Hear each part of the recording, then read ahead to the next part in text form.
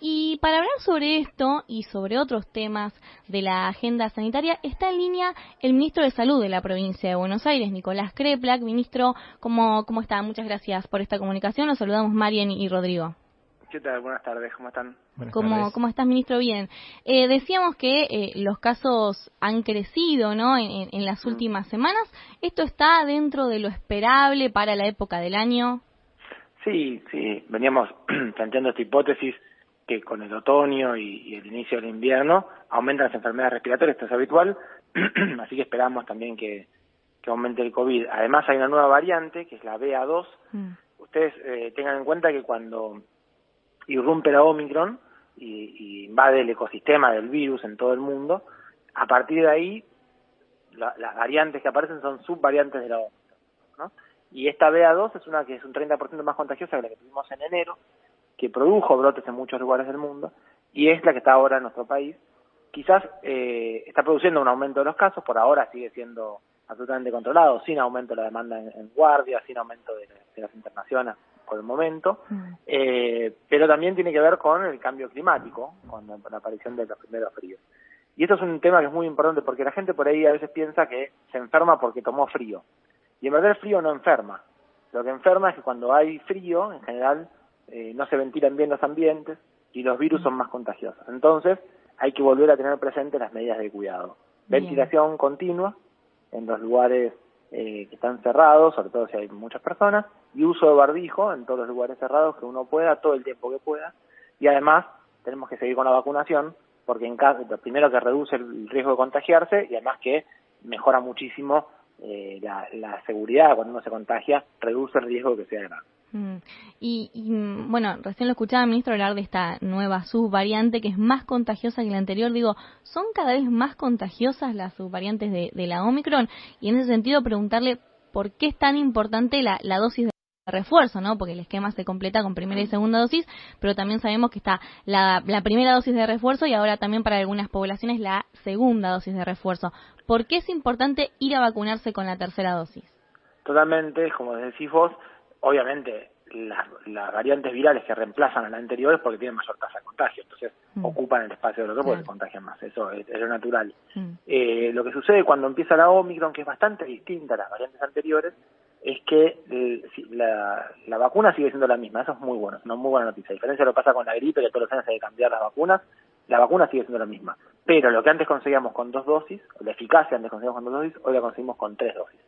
Entonces, toda la población tiene que tener 3 dosis. Esto es importante porque nosotros en el grupo de más riesgo, que son mayores de 50 años, el 90% tiene las 3 dosis. Es muy bueno ese dato. Pero en los más jóvenes hay muchos que les falta recibir la tercera dosis, así que les pedimos por favor que se acerquen a darse la tercera dosis, que es gratuita, libre, federal, en todos los vacunatorios de la provincia de Buenos Aires de COVID. Pero además, aquellos que hayan pasado ya 4 meses de que recibieron la primera dosis de refuerzo o la tercera dosis, tienen ahora que tienen más de 50 años, tienen que darse la nueva dosis de refuerzo, la segunda dosis de refuerzo. También es libre, hay que ir a los vacunatorios. Hemos enviado turnos estos días, pero para ayudarlos en la ayuda a memoria, ¿verdad? Pueden ir a cualquier vacunatorio a darse la vacuna de lunes a lunes, y con eso logramos aumentar mucho la eficacia, volver a los 80 y pico % de eficacia que tienen estas vacunas, y además al 90 y pico % que tienen de eficacia para reducir casos graves.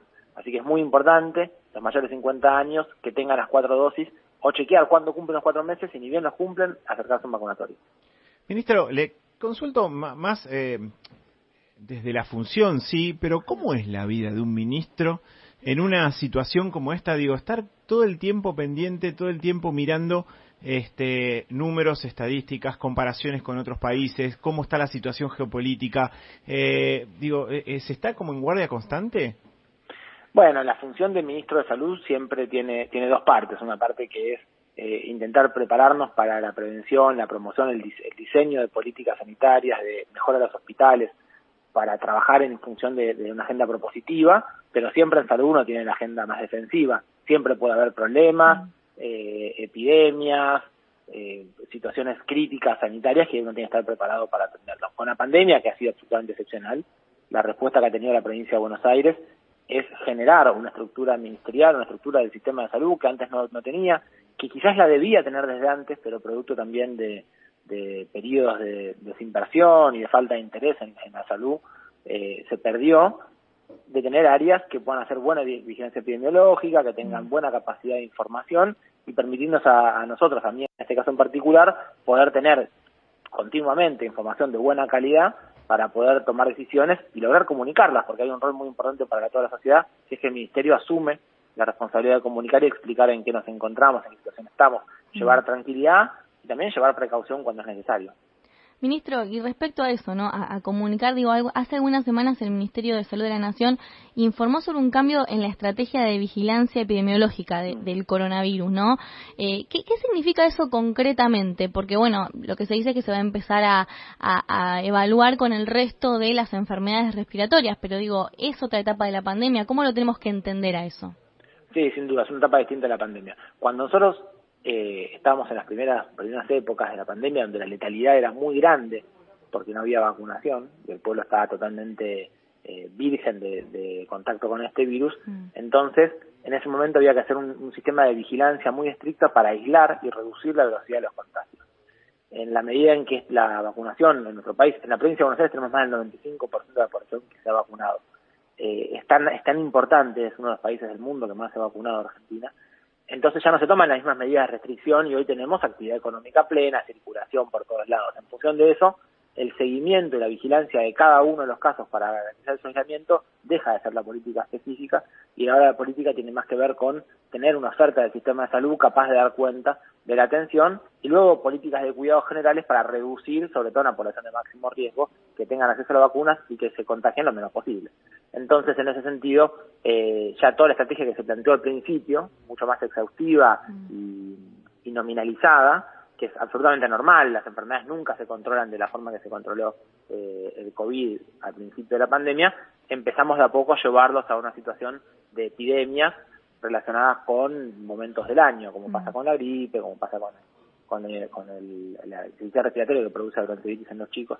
Entonces, lo estamos llevando para ese lugar, seguimos teniendo vigilancia epidemiológica, es decir, hay nodos en nuestro país, en nuestra provincia, que vigilan la circulación de la enfermedad, nos permiten saber cuánto hay de enfermedad en nuestro pueblo, tenemos el sistema integrado que nos permite ver cuántos tenemos una consulta en algún hospital o clínica en nuestra provincia por esta enfermedad y si aumenta la internación, pero no es necesario hacer el seguimiento caso por caso que hacíamos antes. Y de a poco se va llevando la pandemia hacia un lugar de una enfermedad como el resto, que puede tener brotes episódicos epidémicos en las situaciones de máximo contagio. Eso no está todavía ahora, pero estamos llevándolo lentamente, porque es lo que a nivel mundial se está dictaminando, en función también de que la letalidad se reduce y aparecen otras enfermedades respiratorias. Pensemos que cuando estábamos en el peor momento de la pandemia no había enfermedad, por ejemplo, la bronquiolitis de los chicos, o no había gripe. Hoy tenemos otras enfermedades también, como decía la gripe o la bronquiolitis, que están ocupando el mismo espacio que el COVID. Así que todo junto hay que atacar todas las problemáticas respiratorias en conjunto. En la población de máximo riesgo se hace el diagnóstico de causal, etiológico, para ver si hay que hacer un tratamiento específico, como por ejemplo el plasma, que se ha investigado en la provincia de Buenos Aires tan eficientemente, y si no, el resto tiene que ser el seguimiento de lo que sucede en toda la población y la respuesta del sistema de salud. Estamos en comunicación con Nicolás Kreplak, ministro de Salud de la provincia de Buenos Aires. Empieza también a encender un poco las alarmas, la situación, el tema de la hepatitis, esta hepatitis nueva, que es un poco más grave, que se dio en algunos casos, ya hay uno en Rosario, que hay algunos que están en estudio también en el país, son pocos por suerte, pero ya las alarmas empiezan o por lo pronto, como decía recién, esta cuestión de estar siempre a la defensiva, ¿lleva un poco a estar ya prestando la atención? Sí, bueno, de paso cuento un poco para aclarar y llevar también tranquilidad a la población. Se vieron en algunos países del mundo, especialmente en el Reino Unido, una serie de episodios de hepatitis aguda fulminante, hepatitis muy grave, en chicos entre 1 año y 16 años, que no eran los típicos virus hepáticos que nosotros conocemos, la hepatitis A, la hepatitis B, la hepatitis C. Era uno que no estaba caracterizado por eso. Entonces se dice hepatitis de origen desconocido. Se lanza el alerta en ese país, luego se ve en varios casos en otros países de la región, entonces la Organización Mundial de la Salud, de la región europea, entonces la Organización Mundial de la Salud lanza el alerta a nivel mundial para ver si nosotros encontramos en cada país del mundo episodios de hepatitis autoinmune y podemos encontrar cuál es la causa. Quizás hay un nuevo virus que esté produciendo. En nuestro país hay algunos casos que están en estudio para ver si se tratan efectivamente de una hepatitis, de un virus nuevo que lo esté produciendo, pero ninguno de los casos que se han identificado, que están en estudio, están relacionados epidemiológicamente. Es decir, Claro. no es que un grupo de una escuela hay 5 chicos con un episodio así, sino que uno está en el norte, otro está en Rosario. No hay conexión entre ellos. Claro, entonces no hay un brote epidémico.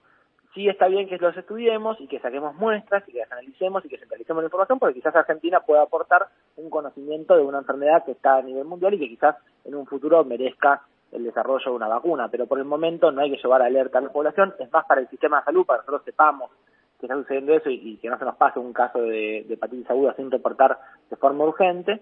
Y a la población las medidas generales, que son la limpieza de manos y el cuidado de no estar cerca de una persona que se encuentra enferma, porque podría contagiarnos. Quizás no solamente una enfermedad que parece una hepatitis, que es gastrointestinal, sino quizás puede ser un virus que produce enfermedad de otros órganos, como por ejemplo las vías respiratorias, pero que también afecta al hígado. Entonces, seamos cuidadosos de no estar, sobre todo los chicos, con personas que tengan estos síntomas. Cuando uno lo tiene, no acudir a la escuela, reportar al sistema de salud, y el sistema de salud tiene que hacer todo el trabajo adecuado en tiempo muy rápido de denunciar que puede ser un caso posible de hepatitis aguda para poder fiscalizar las muestras. Ministro, y otro de los temas que se subió un poco a la agenda en los últimos días, a la agenda sanitaria, tiene que ver con el precio de los medicamentos, ¿no? ¿Hay preocupación respecto a eso? Sí, hay preocupación respecto a los precios en general en nuestro país, pero particularmente los medicamentos, que son un bien social. Por ley en Argentina se los consideran los medicamentos bien sociales. Esto quiere decir que el Estado tiene que hacer lo posible para garantizar su acceso. Entonces, cuando aumentan por arriba de lo necesario, además uno dice, si hay una relación del aumento con ciertos productos que tienen que importar, pero el dólar está estable, entonces no hay una relación con el dólar para que aumenten de esta manera, porque hay insumos, materia prima, que está dolarizada. Eso está por arriba, entonces el aumento de lo que está aumentando el dólar, y si encima aumenta por encima de lo que aumenta la inflación, y el Estado tiene la responsabilidad de garantizar el acceso, la verdad que es preocupante. Nosotros queremos que haya un trabajo responsable, adecuado, y que logremos que haya accesibilidad para toda la población a los medicamentos. El Estado, las obras sociales, compramos los medicamentos, queremos que la gente los pueda comprar también, y especialmente nos preocupa que aumenta el precio de venta al público, esa parte que no compramos nosotros en las obras sociales, sino que es directamente del bolsillo de la gente. Esto es una barrera de acceso, hace que mucha gente tenga que elegir entre comer o comprar un medicamento, y la verdad que eso no es justo. Así que, bueno, todos tenemos que aportar para esto, hay que discutir con mucha responsabilidad cuáles son los motivos que hacen que aumenten los medicamentos. Esto no está en la esfera de la provincia de Buenos Aires, esto está a nivel nacional, pero nosotros estamos a disposición para poder trabajar en conjunto en reducir estos aumentos de precios y tratar de que no se transforme el costo del medicamento en una barrera de acceso a la salud, que mucha gente se le juega la vida y que no está eligiendo. Cuando uno va a un médico, el médico le dice que tiene que tomar determinado medicamento, ya ahí no tiene capacidad de discernir si puede o no puede cambiarlo, tomar la mitad. Todo eso no se puede hacer, así que ya la persona pasa a ser, de alguna manera, tiene la obligación de comprar ese medicamento, entonces el precio tiene que ser accesible. Ministro, muchísimas gracias por este contacto con Radio Provincia. Le agradecemos. Por favor, a ustedes un abrazo. Abrazo grande. Bueno, el ministro de Salud de la Provincia de Buenos Aires, Nicolás Crepla.